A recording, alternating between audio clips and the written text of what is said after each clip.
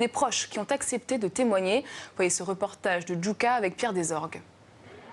Une foule rassemblée devant la morgue de Brazzaville, dans l'attente du corps d'un fils, d'un neveu ou d'un frère. Plus d'une semaine déjà que 13 jeunes garçons interpellés par la police ont été retrouvés morts dans un commissariat de la capitale.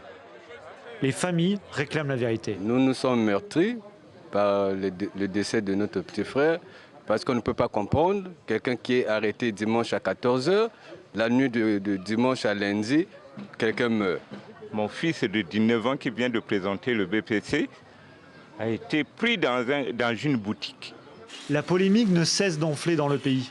Les autorités ont plusieurs fois changé de version des faits. Le porte-parole du gouvernement a nié dans un premier temps la réalité de la mort de ces jeunes garçons. Puis le procureur de la République a évoqué un règlement de compte entre deux groupes de jeunes bandits surnommés les bébés noirs. Ce n'est qu'après une semaine de dénégation que le ministre de l'Intérieur a enfin reconnu la mort de ces jeunes garçons dans l'enceinte d'un commissariat. Une vingtaine de jeunes avaient été interpellés, dont 16 ont été placés en garde à vue au commissariat de Chakona dans la nuit du 22 au 23 juillet. 13 d'entre eux y ont trouvé la mort. Les ONG de défense des droits humains parlent de torture et d'exécution. Ce bilan pourrait s'alourdir. Il faut bien prendre avec beaucoup de précautions ce chiffre de 13 parce qu'on craint que le nombre soit plus important parce qu'il y a des disparus.